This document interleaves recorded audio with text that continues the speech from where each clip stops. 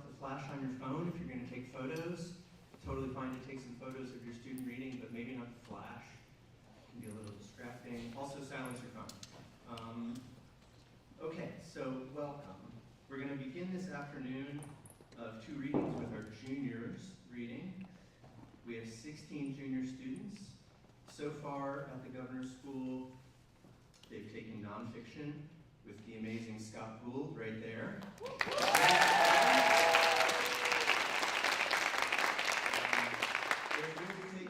They're nearly finished taking a fiction course with me, and they will continue after the holiday break taking poetry with our incredible poetry teacher, Emily Chinquamane, right over there. And they're also taking a semester-long playwriting course with our writer-in-residence, Austin Wilson, who is somewhere in existence. Okay, so mainly what you'll hear tonight from our juniors is nonfiction. And that's because they haven't really gotten to fully revise fiction in my class yet, though there'll be a couple pieces that are finished.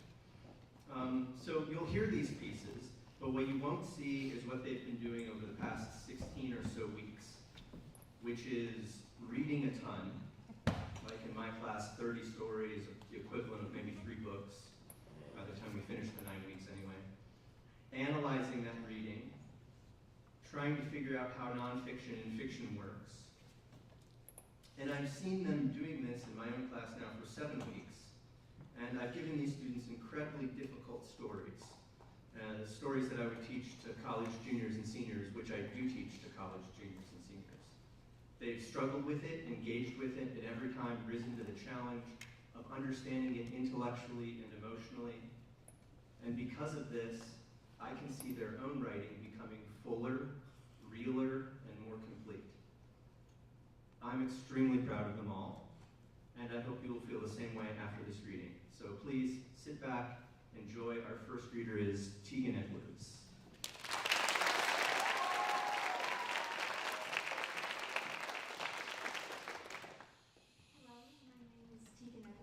I'm from Columbia, and I will be reading a nonfiction piece titled How to Be a Better Murderer. I am prone to contemplate murder. I think it's the way I was raised. Many a time I've sat down with my grandparents and sisters and mom, sweet tea glass in hand, and watched murder mysteries from the comfort of my grandparents' couch or my mom's den. We've turned the lights off and settled onto soft cushions worn by years of use. Hot, cold, rain, sun, sleet, or hail, well, maybe not hail. We'd still gather there in some kind of communion and turn on Murdoch mysteries, or Miss Fisher's murder mysteries, or Miss Fisher's modern mysteries, or Miss Scotland the Duke, or Death in Paradise, or NCIS, or Father Brown, or Dr. Blake, or Blue Bloods, or Grantchester, or Endeavor. More recently, I began watching mysteries on my own. I curl up on my bed and watch or rewatch a mystery, maybe just listening to it as background noise. But I always make note of the trends I recognize from other works. I've noticed that the murderers in TV shows can make some stupid mistakes sometimes. For instance, once in a while, the murderer will out themselves by employing their chimney as an accomplice in the wrong time of year. At least, that's a trend I've noticed in British television. It got me thinking, sitting there consuming sweet tea like air, that I've watched a decent number of murder mysteries in my life. What's keeping me from giving murderers my unwarranted 2 cents? Lesson 1. Hide it all. The weapon, the body, yourself. Never hide it in the bushes. The murder weapon, that is. Cops always look in the bushes. Nothing good ever happened in the bushes. If you're snarky, or a teenager, you're thinking about all the perfectly lovely things you can imagine happening in the bushes. And you're right. No, stop it. That isn't what we're here for. Get your mind out of that. Gutters are actually an underrated hiding location. For weapons, for bodies, for you. I've never seen a person get away with hiding in the gutter, but I've never seen one get caught doing that either. If you get away with it, shoot me an email. Speaking of shots, guns are traceable. If they have your bullet, then they'll be able to figure out your gun. If it's illegal, they'll figure out where you got it. If it's legal, they won't have to. Use knives. They'll figure out what the blade looks like, and then they'll have to match it to a knife. Keep the knife on you. If you hide it, then you'll have to worry about them finding you and them finding the knife. If it's on you, then you only have to worry about them finding you. True, if they find it on you, then they won't have to prove it's yours, but you shouldn't be getting found to begin with. This is murder. It's high risk, high reward. And finally, lesson 4, keep it simple. Complication breeds imprecision. Being decent at murder really isn't that complicated. If you've taken nothing else away from this essay, then take this. Do not draw attention to yourself. Do not make rash decisions. Do not fail to plan unless you plan to fail. Do not murder again unless you want to be a serial killer. Do not give away more information than you need to. Do not make it obvious that you are withholding information. Do not leave the murder weapon dirty. Do not give the weapon to the police. And please, for the love of all that is good and holy, do not burn evidence in the chimney in the middle of summer. Either wait until winter, or go into your kitchen, get a lighter, stand in your backyard, and burn the thing to ashes before you dump it behind your bushes. This is the only exception to the never hide it in the bushes rule.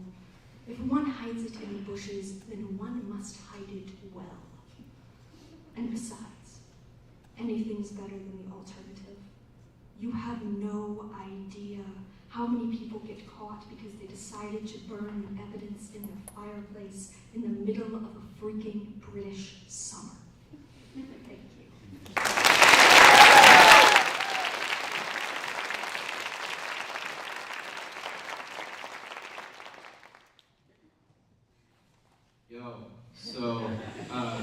My name is Finn, and I'm wearing a wooden bow tie, and this piece is about my parents who are in the left corner over there. That's just some different white couple. I'm sorry, I got confused. So, Aaron versus Aaron, a war through the medium of comedy by me, obviously. So, in one.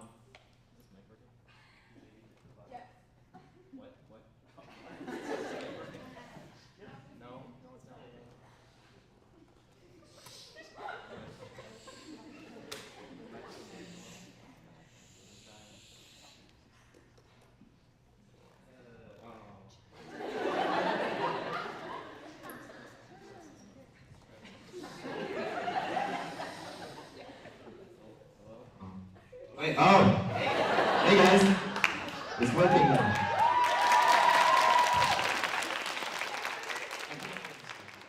I'm just gonna hold it.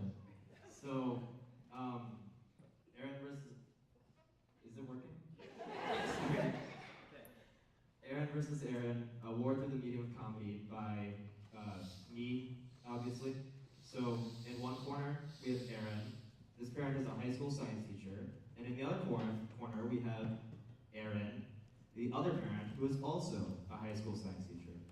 And when they were married, they constantly argued. One of these arguments was whether or not we should move out to live on a hill and grow and sell watermelons. For those who don't know, watermelons, they grow on hills. So this led to a reasonable compromise, which left us on a normal house, but on a massive hill. When they divorced, my father moved out to an urban apartment, and my mother was left on a watermelonless hill. I was first introduced to comedy by my mom. My previous experience had been classmates making really shitty jokes in kindergarten. This was only the slightly more formal version of that. I was 9 years old, riding in the car home from the stay at my dad's, when my mom looked over at me and said, "Hey Finn, do you want to listen to a podcast?" And I said, "Fucking no." So she said, "Trust me, Finn, you'll find this hilarious." And she pressed play on an episode of Judge John Hodgman. And I didn't find it hilarious. So I fell asleep, and when I woke up, we were at home, and it was finally over. I later found myself in another car ride. This one to my grandparents. I did not have a phone, and my main source of entertainment was either an overdue library book that's been on the floor covered in gum wrappers, tampon wrappers, and half-empty water bottles we were saving, just in case, which we never used. My mom would not talk to me while she drove on the highway because of stress, so my only activity was reduced to listening to Judge Alhambra. Unfortunately, my need to laugh outweighed my need for pride. I laughed out loud, and my mom began to glow. She won this battle, and my landslide into comedy had begun. I told my dad about my amazing Judge Alhambra experience, and he started to get jealous. I love that podcast, man. I really do. But unfortunately, I think I have something funnier than anything Aaron could give you. Aaron said to himself, I think we'll see who's funnier. And then proceeded to shuffle between the couch cushions and found the remote on the dusty, food-ridden floor, put on The Office, and told me to stay put on the couch and watch it. Exposed to The Office, I began to audibly laugh, cry, and judge the journeys of these characters. Anytime I walked away to go watch my cartoons or take a break, go outside and play with my friends, I was 9.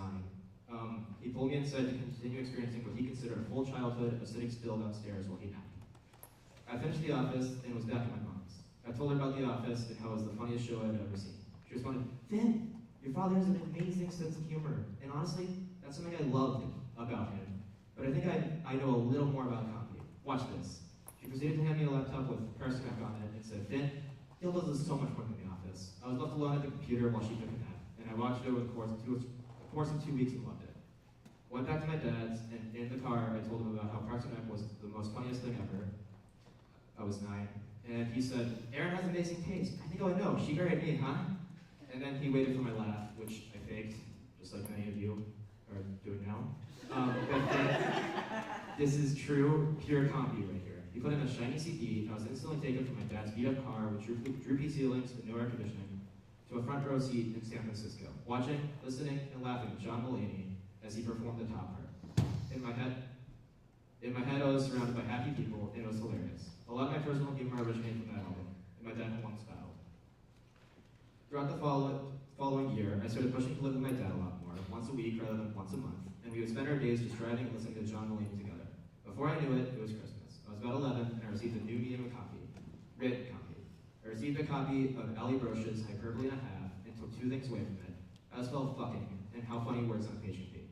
I once again went back to my dad's house and told him all about the book. Oh, Finn, Aaron's getting new books now. Wait until you see this. He pulled out the first book of the series, Scott Pilgrim, and said, Finn, you know I don't want to have the sex talk with you, so you should read this. It's funny, it's sexy, you're gonna love it. And since 11-year-olds famously love sexy things, I read it and I laughed and I fell in love with the series at the age of 11. My dad won the book battle, he bought me the box set, and I felt so much joy that my brain now associates a happy, healthy relationship with those two. So, it was my birthday, and I got a phone for my birthday. With it came an unlimited library of comedy for free. I cut my mom and dad at a competition that influenced my taste and began a journey of self-discovery and comedy. I bought earbuds, and on bus rides to school, I listened to my heroes, Aziz Ansari and Louis C.K., not anymore though, who I ignored classes to listen to. I started walking outside just so the world would pause, while I listened to Pete Davidson, to Pat Oswalt, and David Cross, and Brian Reagan. I developed a method of listening to stand-up comedians during class. I would snake the earbud wire through my hoodie sleeve, and put the tip of my earbud in my palm, and rest my ear on the palm. Which, of the things I could have done with unrestricted internet access, this is one of the more wholesome options. And over the course of 2 years, I began to explore doing comedy. I attended local open mics to watch up-and-coming comedians. I explored more comedy books. I reached out to John Hodgman himself to settle a dispute between my mom and me about mismatched shoes. He responded, and I won.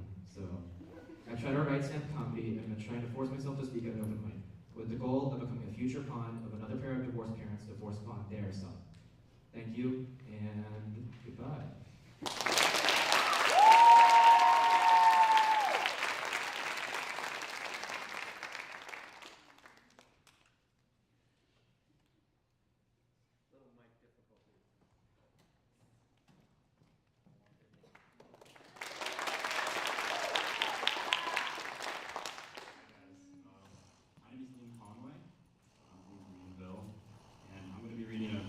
Funny piece, a fiction piece titled Auction. Jess's uncle lived in a mobile home in a trailer park, though his home wasn't mobile anymore, and it looked more like a boxcar than a house. The walls were ridged like flimsy shingles, and the windows were covered with plywood. Weeds grew around the base of the trailer. Filthy cats lingered by the steps where the boy entered. A rancid smell washed over the boy when he opened the door. He looked into the trailer and considered turning back, but he had come to talk to his uncle. "I have a shotgun," his uncle called from within the trailer. Pieces of trash lay on the floor next to crooked chairs and a table that left dents in the tender wall. "It's me, Jess." His uncle didn't respond. A few seconds passed as Jess stood patiently in the door. His uncle rolled through the hallway in his wheelchair and stopped a distance away from Jess. "My nephew?" "That's me. I wanted to talk to you." His uncle turned his wheelchair around. Jess hadn't left the doorway. He was trying to air the trailer out, but the smell was still prominent. "When was the last time you cleaned this place?" "This isn't clean." His uncle stopped at the kitchen counter and looked up at the cabinets. He started to reach for them. "When was the last time you talked to Mom?" Jess asked. "She doesn't talk to me anymore." "And have you reached out?" "Would you reach out to the government after they claimed your land?" "Do you need help with that?" His uncle was halfway out of his wheelchair and ready to topple forward into the counter if he went any further. His uncle fell back into his wheelchair and waved his hand absentmindedly. Jess opened the cabinet. "What do you want?" "The peanut butter." His uncle pulled a butter knife out of a drawer. "And the bread," he said. "No jam?" "I don't have any." Jess did as his uncle asked. "I don't have anything." "You have your shotgun. Those are hard to come by." I lied about that. His uncle sighed and started making a sandwich. "And here I am. Everyone wants to help me now." Jess took a step back from his uncle and looked for a clear spot to sit down. He remained standing. "Can we talk about what happened?" "How everything was stolen from me." His uncle's spit hit the mold on the bread. "It wasn't that big of an ordeal," Jess said. "There you go," his uncle said. "You said you're here to talk to me, but instead you're trying to argue. I'm over what happened. There's nothing left to say. I wanted to hear what you had to say." "Like I said, everyone else that was there thought they had a right to my things. They didn't even apologize." Jess shuffled his feet. He didn't look at his uncle. "I heard they thought you were going to die." His uncle cut into the bitter bread while spreading peanut butter. "It gets to me, really. I'm living peacefully, and you're trying to disrupt that peace by stirring in a little pot. The heat is off, let it be." "I'm trying to clean the pot," Jess said. "I don't agree with my mom, but I want to know why you cut yourself off.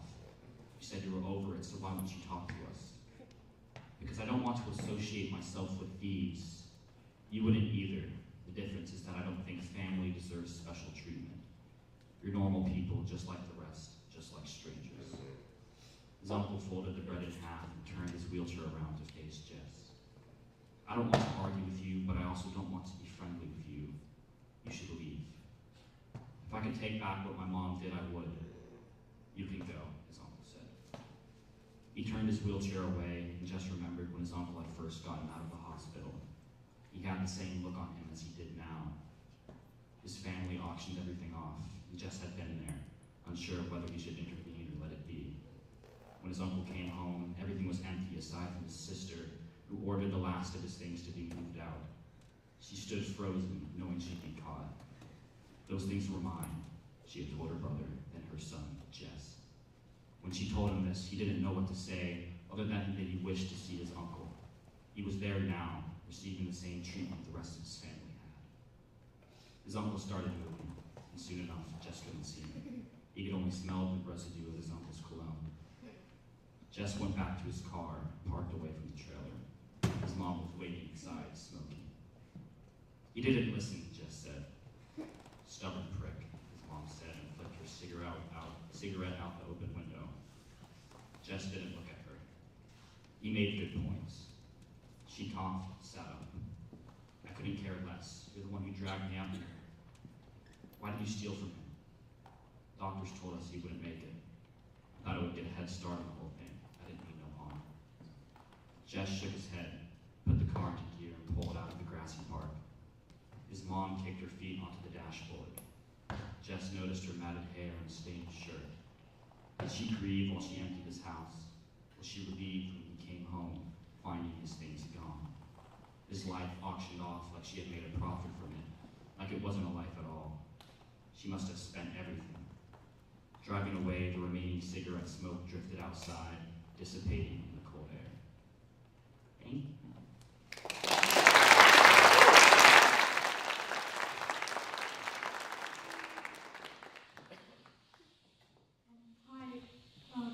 My name is I'm from Charleston, and I'm going to be reading a nonfiction essay titled 3 Moments in My Childhood Guest Bedroom. Can y'all hear me okay? Yeah. Okay. Something I cannot say any simpler. I've never been able to feel normal about a guest bedroom. It is like an internal organ. It is like a cardboard box. The walls sag from your older sister shoving her hands beneath the white shipping window pane, too eager to hear the Easter morning parade, too eager to see the way no guest would ever push it closed. Now the walls are red with 2010 morning light, the type of sun that smells like warm sweater laundry when you press your nose to the walls like book pages. It is dirty with buttery bronze, still believe in angels' light, and no visiting grandma or childhood friends knows their hands are red with it since waking up in the white linen bed. 1. A little church is ringing beneath the white fabric gut of our guest room pillow. My grandma, Diecha, should be awake, but the bells reach me instead. Something about the guest bedroom cannot keep me asleep. I'm only 4, northern child, winter child, never waking up earlier than the sun until now. The cream-colored comforter sews me back into my childhood body, reminds me of how small I was. I wish the world had given me a pinch more time to pull apart green summer leaves, to flip through car radio channels, tuning my ear to search for the less scarred sound waves. Now I am sunk deep in the yellowed ribs of that guest bedroom light for the very first time, my grandma lying next to me as the sleeping heart, the blood beating as her every breath, the red timbre of the church bells echoing away as the call to awake. Morning to the organs, morning to the brain, I will forever feel a trillion growing pains. 2. Party punch cough syrup, little broken TV remote, old copy of Mouse from my sister, and a stack of those black paper slabs, half already feverishly scratched off to reveal the glitter beneath the skin, sinking in the curly beige carpet fibers. The black bedside table doesn't have a single spot free to breathe while my stomach bug still rests, top cluttered like a chessboard with old cups and cough drop wrappers and little bites of my blue nail polish I've been pulling from the in-betweens of my baby teeth. I'm only 8, can still fit my hand in the tiny gaps of the nightstand, swipe another scratch art paper to pull under the blankets, peel away at again in the dark. My mom says my hands are perfect to push into milky white piano keys, perfect mallets to thumb out notes, perfect enough to take me to the art school down the road, or my sister sleeps in the pavement cracks between her lunch and chem class. I think I will never start playing piano. I think I might camp in between naps forever. I use my piano hands to etch the last inch of black coating off another scratch art card, drop it into the carpeting, pin another flake of nail polish between my teeth again. It tastes sour like gasoline, gentler. I crave the taste of something other than spit logged through pipes behind my nose and mouth, the smell of warm bookish dust in the guest bedroom walls, the tissues to do, now another flake adding to the big clumpy pile on the black nightstand. Sleek black like a rocking horse, black like the guest bedroom walls. I can't see the little squares I've shed onto the floor anymore. Can't even spot where the carpet begins and nightstand ends. Nothing has changed but the mess on the floor. I've spent all day breathing and picking and scratching, and I don't think I'll ever stop to learn piano. I think I might be sick forever. 3. My sister used to collect Mad magazines, pile them in the corner of the guest bedroom. This was because the guest bedroom was the perfect place to store beloved clutter, beloved collections, pulling up fat stacks of plasticky colored paper, wet between your fingers like the wax that coats leaves. You could settle them down into the corner of the room. Feel as if you were a tiny mouse in a big wooden chest, something your grandpa would have left behind. I loved to slide the brass doorknob until the hollow click of the door sounded, slowly peeling back into the guest bedroom, feeling the dust fill my lungs again, poring over the Mad magazines in the shape of a mollusk, legs tucked like tendrils beneath my chin. I am dormant in the city cluster of the pages. The cord is pulled above the head of my house. The cord is pulled above the head of my house, the glow flickering out through the state, midwinter, The freezing air sticks to your skin. A single breath freeze-dries the sticky coating of your lungs. It's midwinter now, too cold to separate yourself from your annoying sister.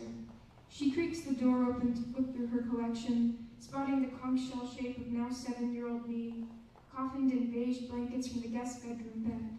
I don't remember why I did it. I only remember the little scraps of color. Magazines and shards beneath my knees, scattered in puddles throughout the carpet. I regret everything. I wish I could hand my sister that stack of her magazines now. Tell her I'm sorry, flip through the pages again. Something about the warm walls ignites conflict, soothes sickness, helps me to breathe. I have not slept in that guest bedroom bed since I stopped wearing Velcro shoes. Slipped them off, passed them on, never felt the comforter again. That sleepy golden light. The guest bedroom is gone. Some other child is sleeping with the windows closed. The dust of the walls painted over, the carpet peeled off in strips. The guest bedroom is gone, but I will always be waking, always be sick, always be sorry. Thank you.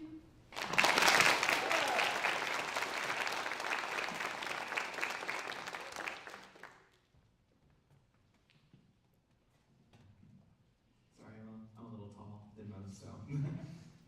Hello, my name's Corbin Irons. I'm from Greenwood. I'll be reading a nonfiction piece titled To August, an Apology. The night that I so vividly remember, the night that I chose to block out. The couch is made of a silky leather, now patchy where people sat. Heavily used and heavily worn. My mother and I sat on opposite sides of the living room, some kind of mid-90s sitcom was playing on the TV. My mother, Christy, loved making us kids watch those. I didn't complain. Saved by the Bell was my jam. August, my little brother, was cradled in his aide, Sam's, arms. She sat, rocking him back and forth. I remember his frail body that was neglected for so long in Ukraine, finally being treated the way that it should. I remember he was wearing blue that day, his favorite color. Or so I hypothesized. Kind of hard to get an answer with someone that can't speak. Despite not being able to say words, he always managed to get his point across. August then closed his eyes, so suddenly, so swiftly. Sam almost missed it happening. Of course, this wouldn't be out of the ordinary. August loved to take naps. He was very narcoleptic. Never missed out on the chance to just peace out and sleep. But Sam knew something was wrong. She began lightly tapping August's face and saying his name, thinking that would break August out of his trance. Sadly, this didn't work, because this isn't a Hollywood movie. Sam began tapping his face quicker, and with more urgency. I remember noticing the commotion. I remember the instant anxiety that I felt. My mother leapt up from the soft, plush carpet.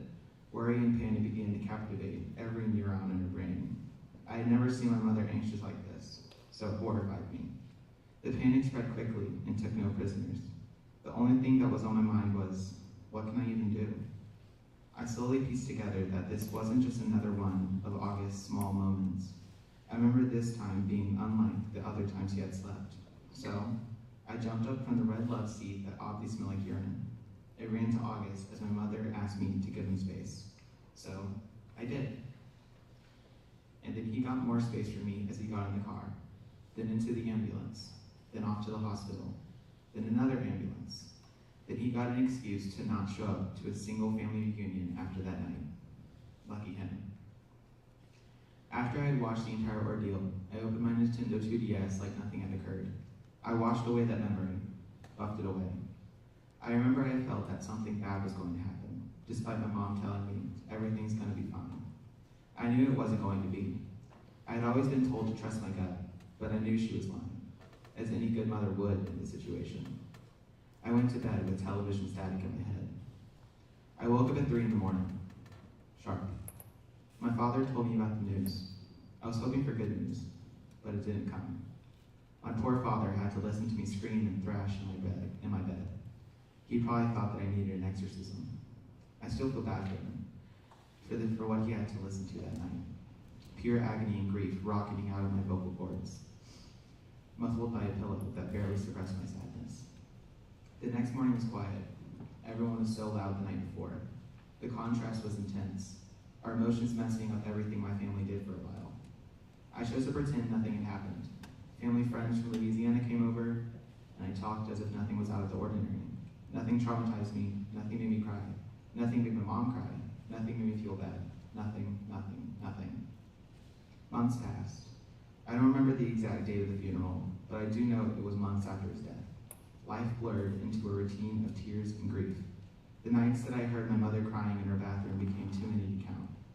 I knew that all the forgetting I had been doing would soon be undone. I knew that all my hard work to forget him would end up coming back and killing me. I knew that I would have to wake up, and it would be time to remember, time to dress up all pretty and cry.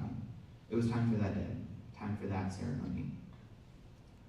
That day started like any other day. I woke up, snoozed my alarm until I couldn't anymore, then rolled out of bed. I knew what was happening. I knew that the entire day would consist of uncomfortable clothes and the sobbing and the awkward hugs from people that would say, "So sorry for your loss," and "I used to change your diapers." I knew that the memories of what happened would start flooding back once the memory began, once the ceremony began. I took a seat next to my best out-of-state friend. He had already begun crying. "Why are you crying? He wasn't even your brother," I asked extremely naively. "'Cause it's fucking sad. Why aren't you crying instead?" He had a great point. Why wasn't I crying? I'm over it now. It's been months since he's passed. My poker face would soon fade. I wasn't over it. The service began, and the tears started. Quiet screams escaped from my lungs and found their new home in the cold atrium air. The slideshow began that I would have perceived as cringy if it wasn't about my dead little brother. It felt like it was put together for a science presentation, with a rubric that said, "Make the Irons family cry, 20 points. The service continued. Picture after picture of him brought more tears from my mother, brothers, sisters. Each slide, a reminder of the memories I chose to forget, the pain that we didn't want. Finally, the service was over. I wanted to stay with my safety person, my mother. I paid the grueling price for that, however. A lot of weird people came up to me and my mom for hugs. I hate hugging people that I don't love. I hate hearing people tell me they're sorry for me. Don't be sorry for me. Be sorry for August. He lost the most. He lost his life. I ran away so quickly from all the strange people that wanted to embrace me, such as relatives that I could have sworn were dead, my brother's ex that has been on house arrest. Twice. These people felt so badly for me, but was it for me or for my brother? I deflected every single thing with comedy. I even said "you too" when another old person said they were sorry for my loss. They looked amazingly confused. I was convinced it was the funniest bit I had ever done. This is the first day that I would deflect, the first of many times that I would cry when I remembered. I don't want to remember that day, and I definitely don't want to remember that ceremony. And now here I am. The only time I talk about him is in a joking manner, like what happened didn't hurt. A lot. I know there isn't any changing of the past or altering of time itself. I can, however, choose to finally talk about that night. I can choose to speak about him, even if the only time I mention him is for some kind of punchline in a crappy joke. I remember him as my brother. Now people will remember him as a joke. Sorry, August.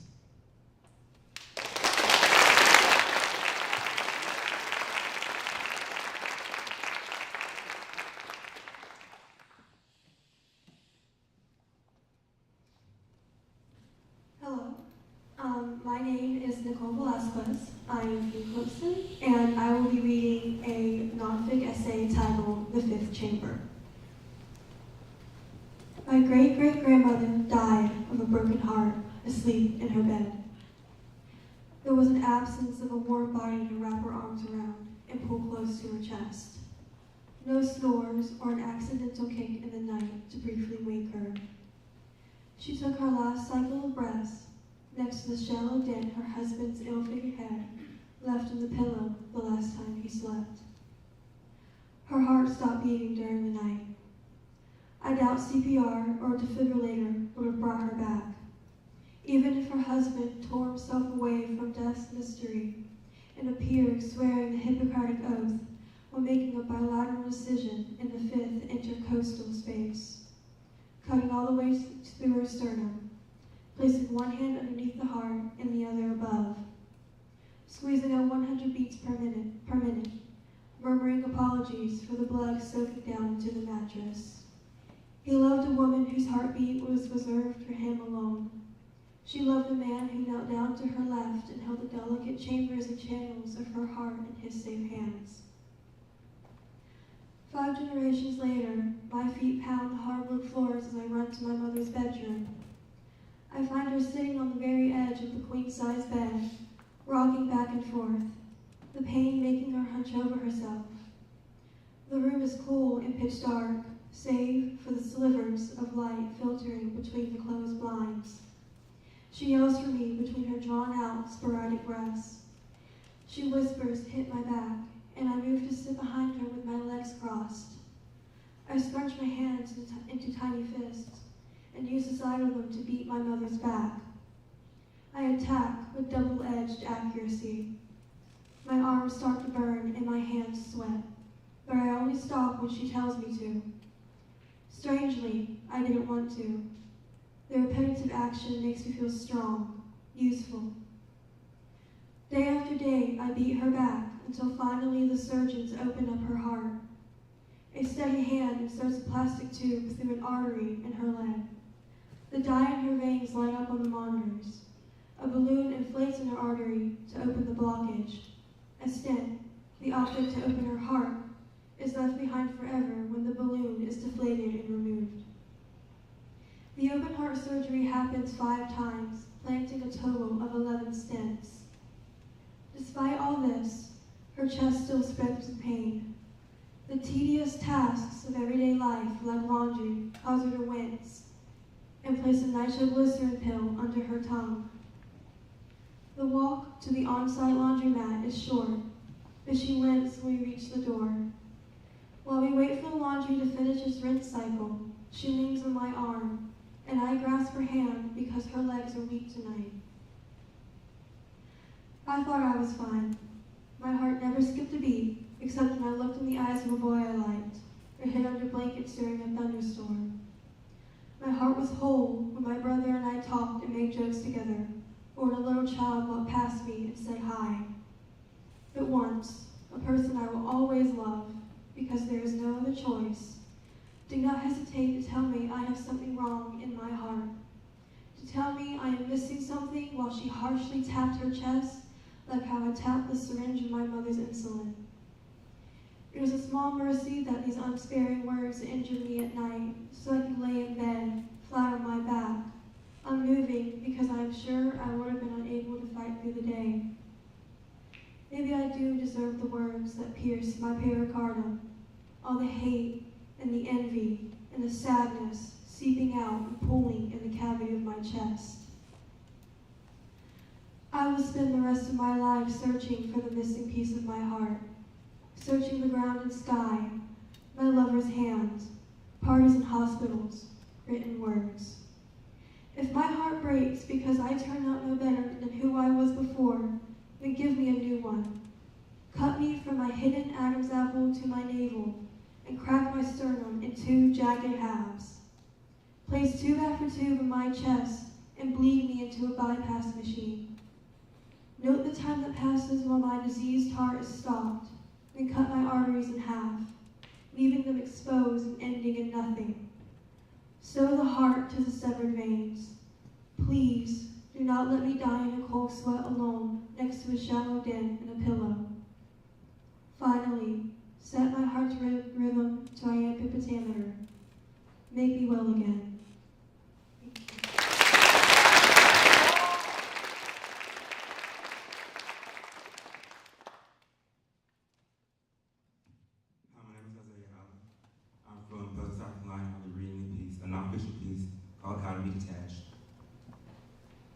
When I was younger, my family would criticize me a lot for being sensitive.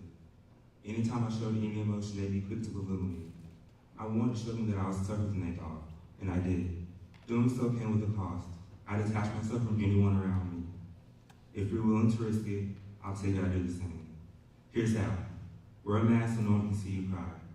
Upset people first before they can do it to you. It's good to know how to do this without trying. Blame the people who have always been there for you. Be nonchalant about everything. That's the guy to becoming detached.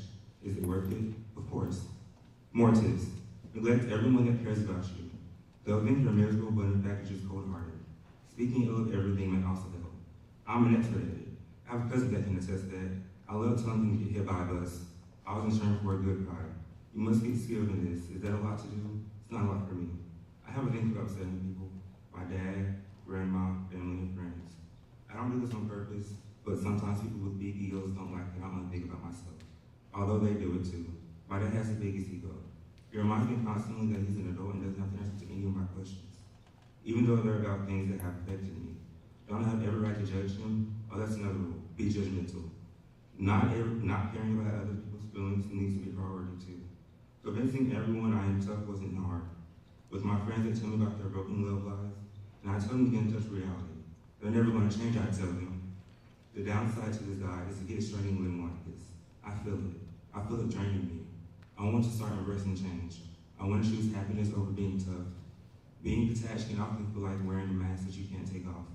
I wonder if that vulnerable child in me is still hurt.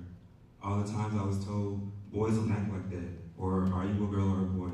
They affected me more than I realized. I blame my mom for the way people treated me growing up. I felt like she never defended me, but I should have blamed the people who treated me unfairly.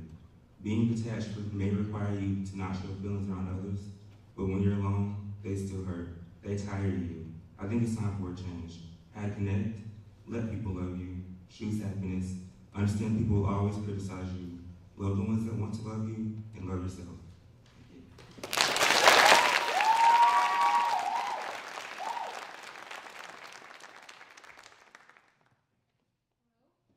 My name is Alexia Liu, and I'm from Simpsonville. Today I'll be reading an excerpt from my nonfiction essay titled Lessons from Class Aves. They are aludus, Latin for winged, cantores, singers, de caeli, of the sky, winged singers of the sky. Not angels, but feathered animals, neither mammal nor reptile. They wake us at dawn and lull us at sunset, and in the time in between, busy themselves with hunting or gathering or caring for the young within their skillful nests. We often forget what they are and what an anatomy about everything about them is, and hear them only as small crackles in the radio silence of nature. But of course, our busyness with our own world is deceiving. Nature is never quiet, neither are the aves. The aves are birds. Aves is birds in Latin, the language all scientific material was published in when Carl Linnaeus, the father of taxonomy, first classified them in his 1758 edition of the Systema Naturae. He made sure every living thing on this planet belonged, one way or another, to a kingdom, phylum, class, order, family, genus, and species. So no two of class aves are alike. Each order, family, genus, and species all have a different life to live, a song to voice, and a lesson to teach. Lesson number 1. Human nature is too complex to be trusted. Order, passive forms, the songbirds. It was the spring of 2013. I had just moved from the bustling metropolis of Vancouver, Canada, to the middle of nowhere nameless town of Oneonta, New York. I immediately took to the nature around me, becoming the kid who fished, catch and release, who snatched up snakes with their bare hands, who splashed around in creeks looking for frogs and salamanders. Those times in the Catskills are still some of the best days of my life. I spent almost every waking hour outside, out there. Creek, woods, or my backyard. Nothing but me and the breathing of the land. One day, after a walk with my parents, I received a gift from our new landlord, Roger. He had hung it on the door of the house we rented from him, along with a bird-themed box full of chocolate chip cookies. Somehow he had heard of my exploits, and the gift was a 1977 edition of Audubon's Guide to North American Birds. Upon receiving it, birdwatching became the primary activity on my list of unruly endeavors. I read that book obsessively, identified birds in public, embarrassingly, I must admit, sometimes out loud, and took it everywhere. I even hatched a plan to capture some of the birds in my backyard, birds I had identified from my book, northern cardinals, American robins, and the black-capped chickadees. I dumped piles of bird seed on the grass, crouching excitedly nearby with a net in my hand. However, they never once came close to the seeds I laid out for them. I was disappointed for all the years that I did this. They stayed forever out of reach, watching from the trees. For what Roger had started, I loved him. He had won over my childish heart and was a friend. Roger often told my parents that he didn't plan on selling the house anytime soon, and that he would always be renting it out. So our arrangement was perfect. Or so I thought until I began to grow up. I began hearing the complaints my parents had about the house, and about him. I began to notice how he never fixed what he said he would fix, and how many things there were to repair in that house.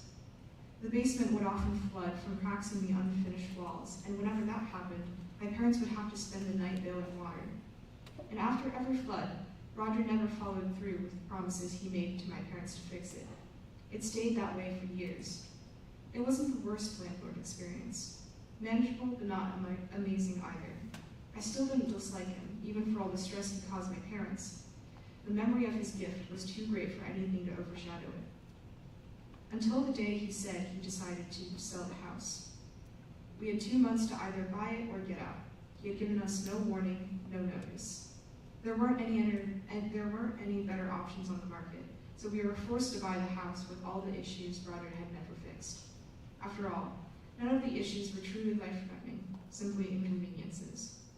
Inconveniences that had nothing to do with him, but had everything to do with us.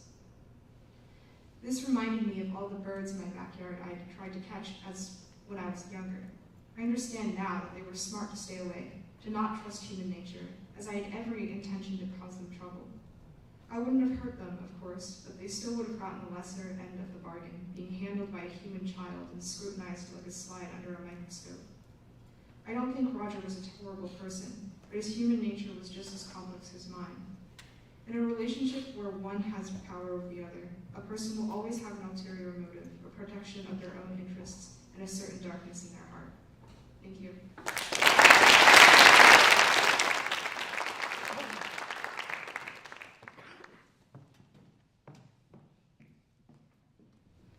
Hi, my name is Anna Grace. I'm from Anderson, and I'm going to read about half of a nonfiction essay called The Batsman. The first time I saw a bat was in the daytime. It was early August, the clouds a dull light gray, hiding the sun enough to dim the light but still give you a heavy headache. I settled in a plastic kiddie chair in a little church classroom, staring at the trees until my aunt was done packing the car. The world was unbelievably still. I sighed loudly. Maybe if I was loud enough, she'd hear me from her car and know it was time to leave. Instead, my sigh seemed to rattle the trees, and black birds flew out from the underbrush. I craned my neck, pressing my forehead against the glass to get a better look. The more I watched, I realized they weren't birds at all. It was a cloud of bats, flitting in and out of the dark spaces between branches. They flew in opposing directions around the trees like twin whirlwinds. The bats followed each other blindly, only breaking apart when a bird squawked from the trees. Lost, spreading apart in every direction, they ran into each other and repelled like magnets. I recognized their confused path, but I stomped the feeling away and left the room. The first day of middle school, I walked into the wrong room. I was fresh meat, 11 years old, and lost the cell. I paced the halls, wandering around the school. When I couldn't find seeing the room number pasted on my schedule, I assumed someone made a typo. I shrugged and aimlessly walked into the most inviting doorway. I surveyed the cheesy posters on the walls. You miss 100% of the shots you don't take. Earth without art is just eh. Math problems hung on the white brick and mortar. This definitely wasn't my theater class. I froze. My stomach knotted. I looked down, clenching and unclenching my fists, too discouraged to turn and leave. Before tears could blur my vision, I saw pale pink tights tucked into light gray Nike tennis shoes. The legs came closer, bouncing and shifting weight, never ceasing movement. I looked up and she was smiling like there was nothing to be afraid of. When she smiled, her cheeks pushed her eyes into her eyebrows, smushing her features like a marshmallow. Her curly hair was pulled back in a low ponytail. She bounced on her toes and her curls cinched like a slinky. I didn't realize she was talking to me until she tugged on my index finger, pulling me toward the doorway. I would have followed her anyway. We weaved between a swarm of students. She asked where I was supposed to be. I fumbled around for my schedule. When I pulled the paper out of my pocket, I tried to flatten the crinkles before she saw them, but she snatched the schedule from me. She squinted to see the small font before looking back up. That smile again. The knot in my stomach loosened. I smiled back at her. When she turned to leave, I cleared my throat. "What's your name?" I asked. "I'm Emmy." Bats are nocturnal creatures. At night, their eyesight is strong so they can forage for food. During the day, they follow each other blindly, although they are not blind. I stay up late at night, past the hazy dusk of nightfall, try to spot a single-file line of bats flying past my house. I wait, but always end up falling asleep in the porch chairs. For 2 years, I followed Emmy like a lost puppy. She sat beside me in the classes we shared. We split projects, and she promised she'd teach me how to improve my pirouettes after school. We never did, but it didn't matter to me. One day, Emmy didn't come to school. I mourned her absence, sitting in my English teacher's class for lunch instead of talking to anyone new. I waited for 2 weeks. She returned on a Tuesday. The first thing I saw was her wrapped knee. Emmy was crying, holding the sides of the wrap as she limped into class. She sat down. I hugged her and I asked what happened, but she said she didn't know. Her family couldn't afford an unnecessary doctor's visit, but she was in too much pain to come to school. The nurse sent her home early, and her mom took her to the doctor the next day. Emmy was gone for 2 months recovering from knee surgery. They found the ligament tear too late for a speedy recovery. I stopped thinking about her as much when she was home. My parents were starting to realize I didn't talk about boys as much.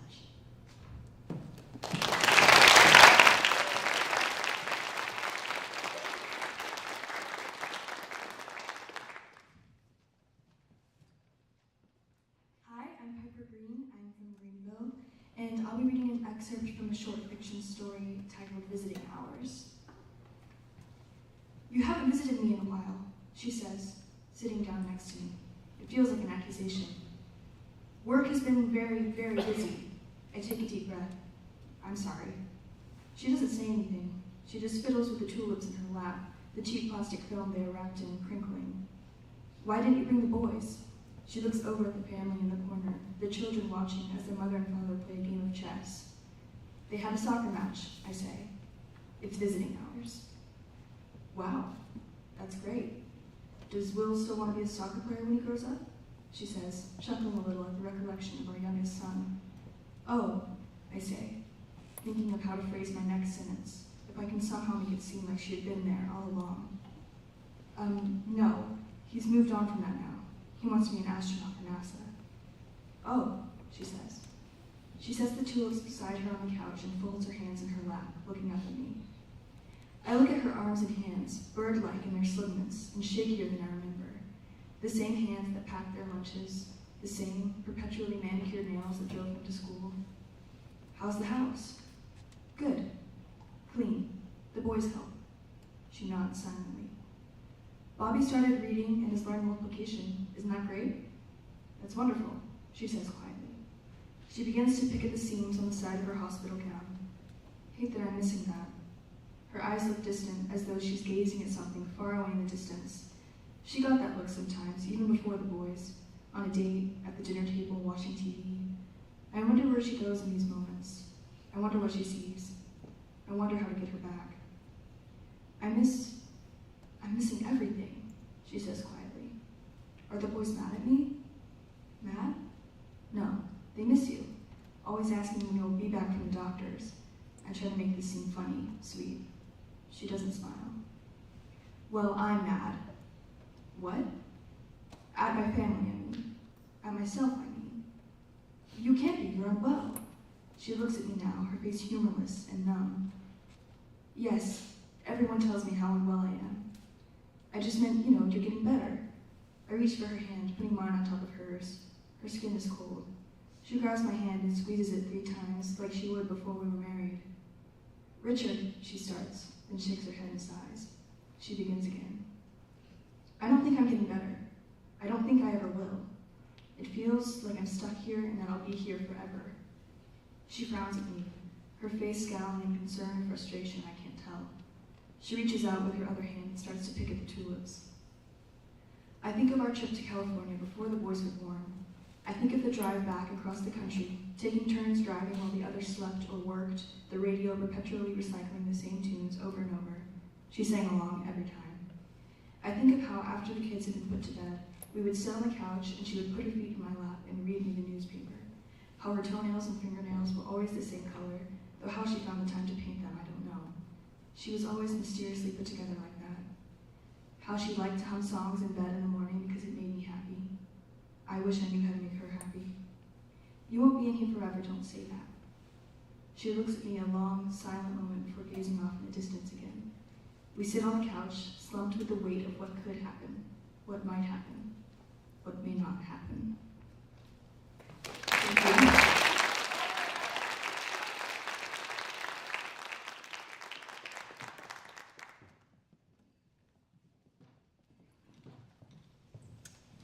This is close enough to the mic? Alright, I'm CJ Starnes. I live in Greenville, and this is CJ coin. It's a dollar kind of thing that I started handing out towards the beginning of the year. And eventually we made it like a sort of economy of it, and we had like a kind of gang war thing going on at like the boys' dorms for it. It got pretty messy. So here's an excerpt from a nonfiction piece I wrote about it titled Hell Market Crash. And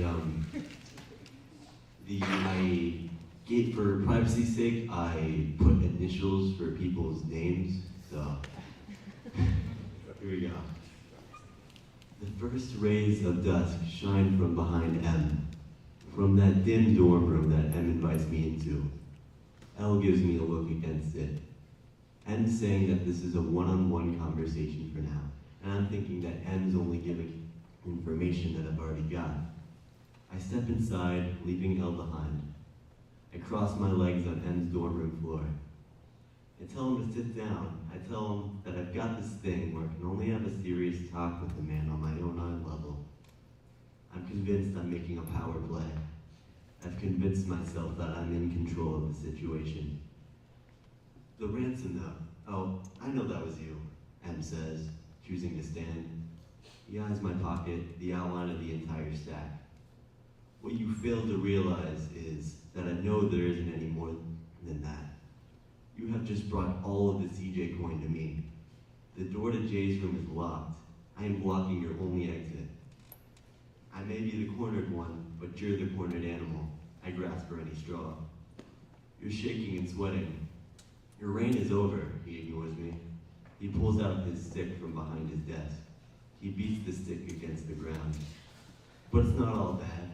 I'm going to establish a CJ coin government with E&L. I can put you in a high-ranking position. You just have to let this end the easy way.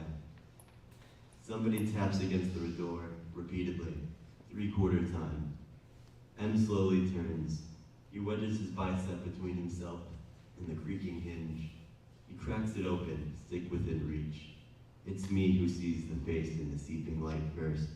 It's L. The stack in my pocket, the CJ coin, was only supposed to be a high school prop gag, as M was supposed to be my loyal senior. Mint green with scarlet Mandarin lettering, the label of $10,000, and a regal-looking Chinese stranger.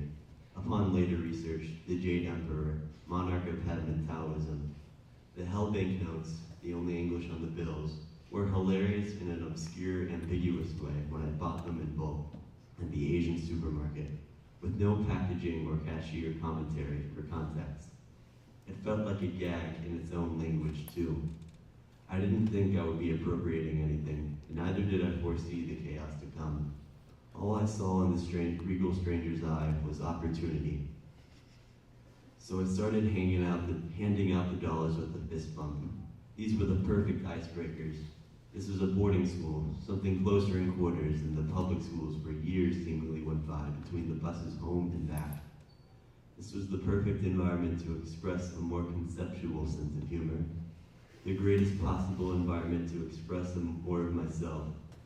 And eventually, the hell was ignited. Somebody would say something funny, and I'd hand them $1. Somebody would do a little dance or have a moment of self-confidence, and I'd hand them $1. Somebody would ask what they could do for $1, and I'd say I didn't like their desperation, and I wouldn't hand them $1. Somebody would ask for $1, and I'd say I liked their moxie, and I would hand them $1. At the time, I thought the meat of the bit was the initial handing out of the dollar. That was before the transactions began. Jay, tall and with a style that never left the mid-2000s, was the one who started it. And he started it when I told him that W had $7, and he said he wanted more. Jay was able to start it because Jay was a packer. He had drawers spilling with chips, sodas, and pastries. When others on our hall found themselves short on snacks, $1 went to Jay. When others found themselves in need from somebody on our hall, and that somebody found himself short on snacks, $1 went to Jay. And through this, I'd actually created a functioning free market capitalist economy. The people, not myself, began to call the paper with the Jade Emperor CJ coin. Nobody actually knew the USD value of one CJ coin. Somebody would use it to purchase a 50-cent bag of Doritos, and somebody else would give it in exchange for a $300 dress. The value was in the eye of the beholder, and the one person with the most inconsistently valuing eye seemed to be the one handing it out. I occasionally found hints of resentment in my people's tones, but they had, for the most part, come to an agreement that a fickle king would make the best king. Challenging my unpredictable sovereignty would drain the paper of its value. It would just have to watch the greed around me. And it's not that I was a particularly just king, I was only apathetic. You could say that the finite lifespan of CJ coin was in thanks to my own apathy. One afternoon, as I was talking with Jay in the dorm hall lobby, I was approached by E, who offered me a lecture on inflation in exchange for one CJ coin. She had proposed that in order to keep the currency alive, I count every dollar that I've handed out and then try to keep an equal amount in rotation to the students at school. I declined for a few reasons. One was that counting would be impossible. I'd handed them out too blindly in the first few days. The second reason was apathy, and that apathy was rooted in arrogance. I wanted to watch from the sidelines. Good things were finally happening. It's not fun to think about when good things stop happening. Thank you.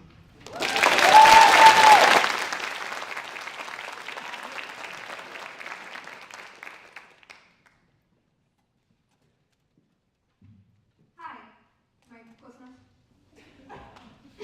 My name is Maddie Thompson. I'm from Fort Mill, South Carolina, and this is my nonfiction comedy piece called My Old Pal Uwe. At 3 a.m. on a Saturday night, you get this email. Hello, my name is Prince Uwe. I am writing to you from the Nicaraguan embassy. Great danger has occurred, and you may be able to help. You need to send me 2,000 USD so I may secure safe travel to my homeland, Nicaragua. In return, I will send 10,000 Bitcoin for your help. Much blessings to you.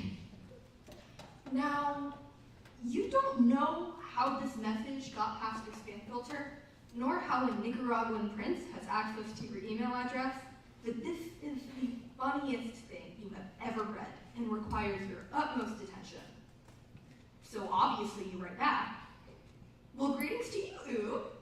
I'm so pleased that you've come to me for help. It's been so long since we last talked. How's the wife, the new kid? Did all that nasty business with your mother get sorted out? Glad to be talking again. With much love, Maddie. You put your phone down and go to bed, completely forgetting about your new pen pal. A week later, when you were sorting through your email, you see your dear friend has sent you a new message. Wife is good. Mother is dead. Please send money soon. Danger rises. You can send it to here. He includes a PayPal account linked to a weird string of numbers. You don't click on it. Well, now you're invested. In your imagination, you were talking to Mama Uguay about a few years ago. Shocked at the news of her death, you need to know more. So clearly you have to rely again. Ooh, I'm so sorry to hear of your mother's passing. When was the funeral? Is this why you didn't attend my sister's wedding? She's pretty upset, as you can imagine, but the circumstances make complete sense now. Any chance I can get a picture for identification? Yours in Greek, R.I.P. Mizoug. You worry about the risk of bringing your sister into the equation, especially considering the fact you don't actually have a sister.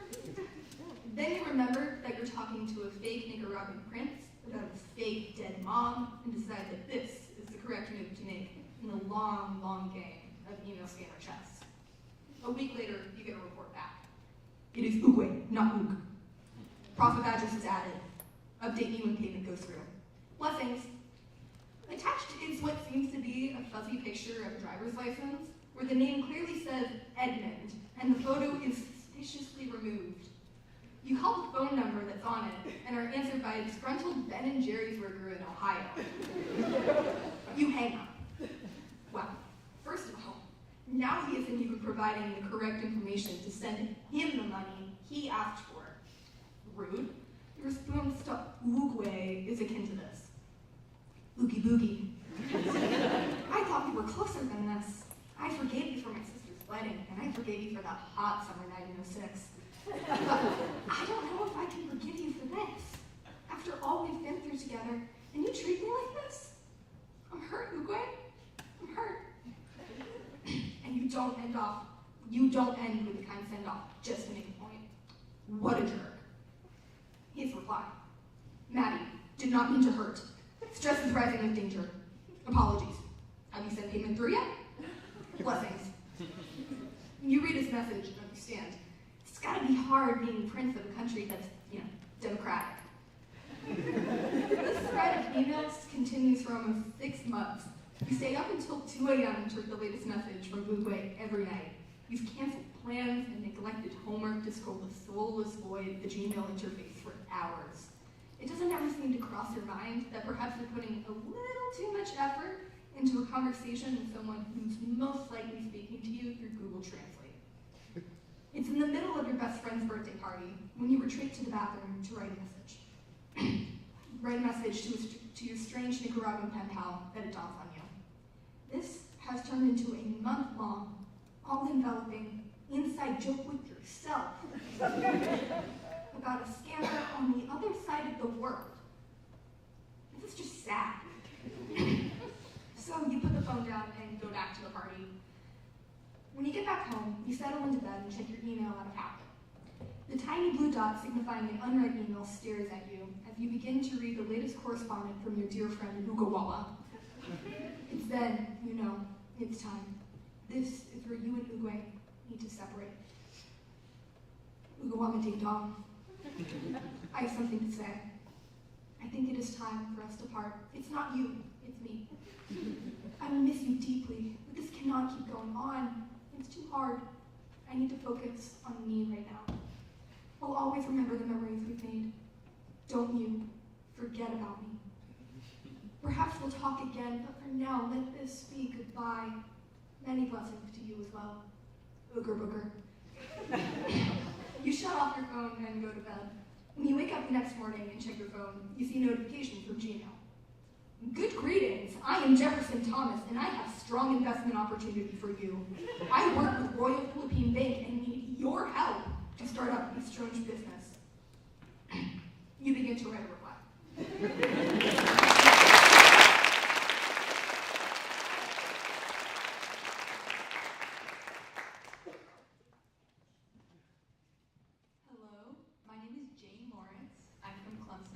And I'll be reading an excerpt of an essay called I Go Back to Cabin 3. All the girls in my cabin had names ending in E's. Lily, Gabby, Avery, Ruby. Probably you have never made it to this part of the woods, but maybe you went so far as to make a day of it in the cheesy drag in the mountains. Maybe it was June and you stumbled into the summer camp of the town. If you walked those lengthy gravel paths and peered through the mosquito-screened windows, you would have seen us. And if you looked closely, you would have seen how unfitting our delightful suffixes were. Our ferality and ferocity, the grimy film caked onto our cheeks and chins. Your eyes would go first to Gabby, who I never requested as a bunkmate, and never would have, but shared a bed with for 6 summers running. That is, shared a bed with her and the 3 Cabbage Patch kids she wouldn't part with. You would have seen them set up neatly on her otherwise ignored bedding, and they and her pigtails might be enough to, at least initially, blind you from her wild nature. You'd look next to Avery, who would shampoo her hair and stand in the rain fully clothed for her shower, and you would have seen Lily, who every year tried to frighten us to tears with ghost stories. And you would have seen Ruby. You'd see us fail to get along, only bonding when Gabby lost at one of the games our budding screenager brains composed to pass the afternoons, rafter ball or broom fight. You'd have seen Gabby writhe and curse at her defeat and tell us we were all horrible friends and were going to jail. If you kept on gazing, you'd first have to squint from the brightness, but then you would have seen camp cliches come true and loved them still. Wrist to elbow friendship bracelets, colors zapped by the sun, stump thrones ringing a fire pit, and an enthusiastic southern cicada symphony. You would have seen hordes of mosquitoes summoned by the stink of sweat and hot dog meat, walking sticks galore, and 8-frame cabins that could be called rustic or rundown or home. And you'd have seen lifelong friendships, week-long friendships, hands held and hands dealt. You'd have seen the water spigot that sometimes worked next to the one that never did, and you would have seen Clyde, the geriatric rabbit in his cage. Legend has it, he's as old as the camp itself. He just dyes his fur every few years and gets Botox and a bunny nose job while he's at it. You'd have seen inside jokes made and maintained. You'd have seen one of us shouting, "The Penguins won the cup," at random until we all forgot who started it and no one could explain to the newcomers what it meant. You'd have seen us pack our things into pillowcases and walk up to Quarry Rock, and from the lookout, you'd see 4 states and stars freckling the heavens like our peeling noses. You would have seen doting parents in hysterics on drop-off day, and the care packages mailed in their absence, the Cheeto crumbs underneath our fingernails and sheets once the cardboard brand was lifted and we ravenous, selfish beasts could strike.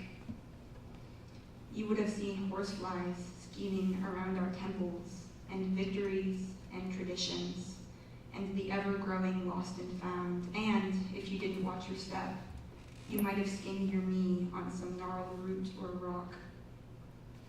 You'd have seen the swollen summers warp and melt and ooze, how they stuck with me like the mildew smell of our towels after fermenting on a clothesline overnight, like the scars that dot my legs from when I got a deep infection, got attacked by bugs and couldn't keep my cool and scratched off layers and layers of skin, and cried the most, not when the doctors took my blood, but when my mother questioned if she'd send me back to camp again. This is what she would have seen. Thank you.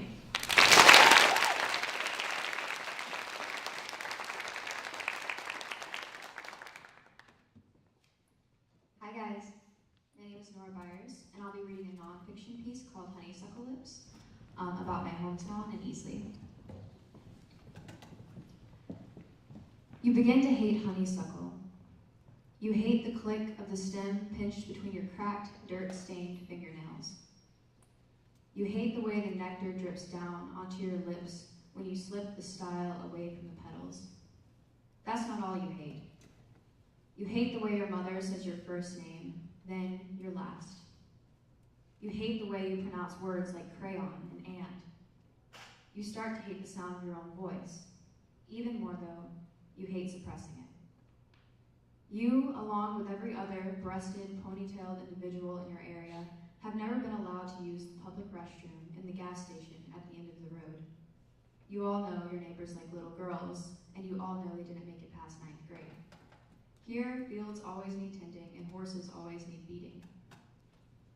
You grew up next to the Confederate flag. By the time you were 5, you could draw it from memory, and this was, in fact, encouraged in school.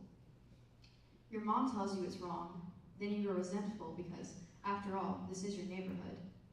You begin to wonder why you're still here if you're represented by something so corrupt. You hate driving at night. You hate seeing shed lights on at 2 a.m., rusted Chevrolets guarding the doors. You don't mind the near constant sound of gunshots. In fact, you're indifferent. It is this you hate the most. You get older and realize that this is not the place for you.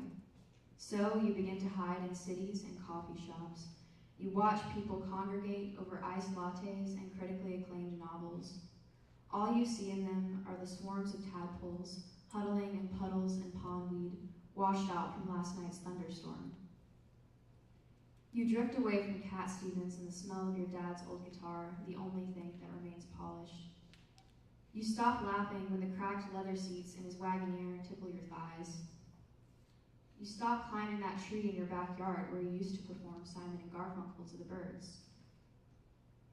You don't remember when you stopped catching lightning bugs. You don't remember the last time you went to a tackle shop with your grandfather.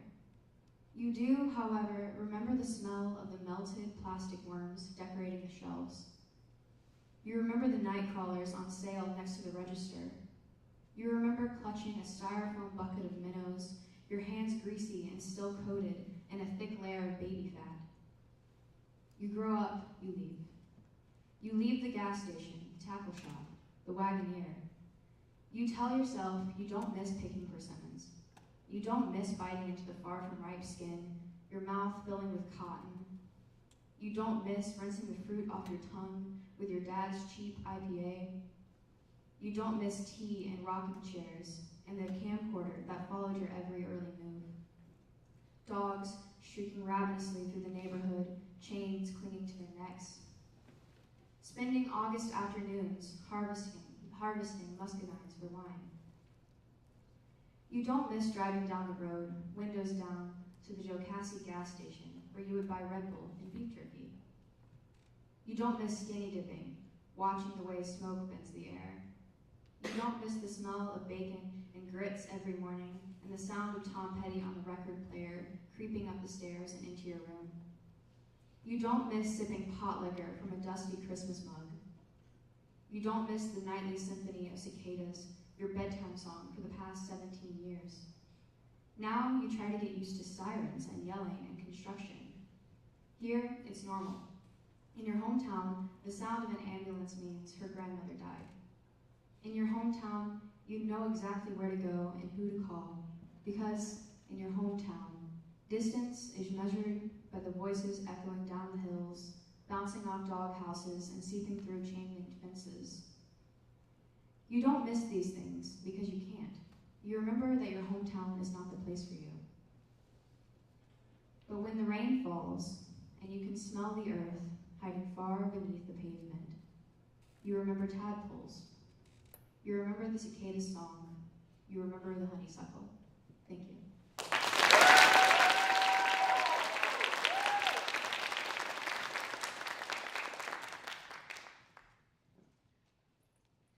Hi, my name is Liv Waller. I'm from Greenville, and I will be reading a nonfiction piece called Full Moon. My grandfather is a werewolf. Once a month, the full moon rises. Its light, no matter how shrouded by the weather, finds its way through my grandfather's window. It floods the corners of his bedroom, dissolving every notion of shadow. For a moment, as the ghoulish light shifts onto him, my grandfather, his closed eyes watching the ceiling, appears almost saint-like. His eyes open on cue when the planet is in position, the white dish of the moon casting its reflection directly onto his soul. With what consciousness he has left, he rises quietly from his bed and exits the bedroom, shutting the door softly so as not to wake my grandmother. He descends the stairs of his brick house and steps onto the front porch. This is where his transformation begins. First comes the fur. It grows thick and coarse and dark from his cheeks and the back of his neck. From there it spreads, obscuring every inch of bare skin, infecting him like a lichen or a disease. Next, his fingernails and toenails curl into long gray claws. The palms of his hands and the soles of his feet toughen and blacken. His ears narrow into points, and his teeth sharpen, and his lips snarl. His pupils swallow his irises, his eyes becoming those of an animal. Finally, his back arches, and his pajamas rip, and his limbs gnarl and contort. He stands on all fours. His gaze flits momentarily to his bedroom window, where my grandmother continues to sleep, then fixes on the moon. At this, he throws his head back, opens his mouth, and howls. For the rest of the night, he wanders.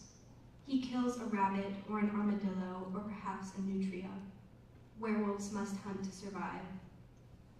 He stalks around the Texas suburb in tattered nightclothes, his coat gleaming where the moonlight finds it.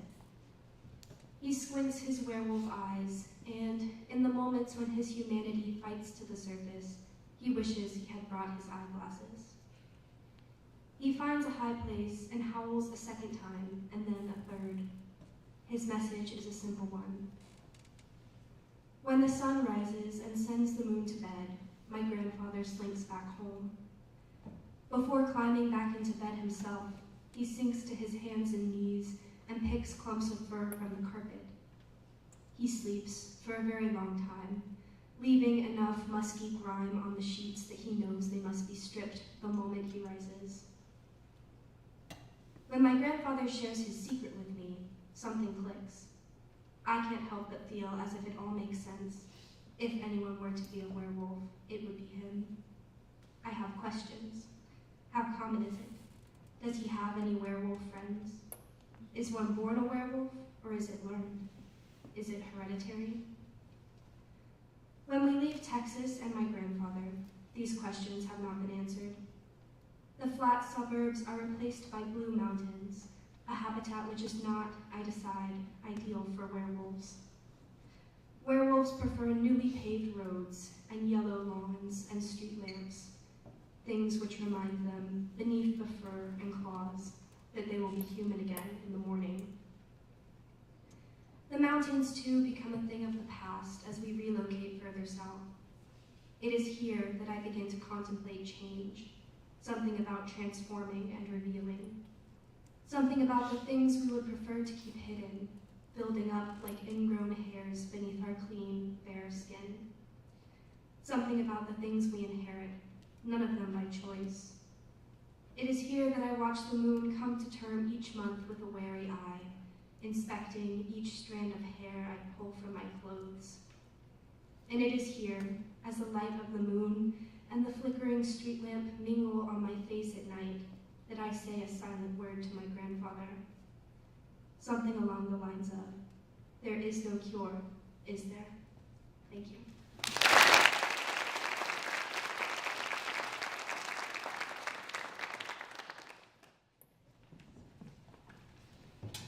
And Madison has laryngitis, so she's just going to come up here and stand for 5 minutes.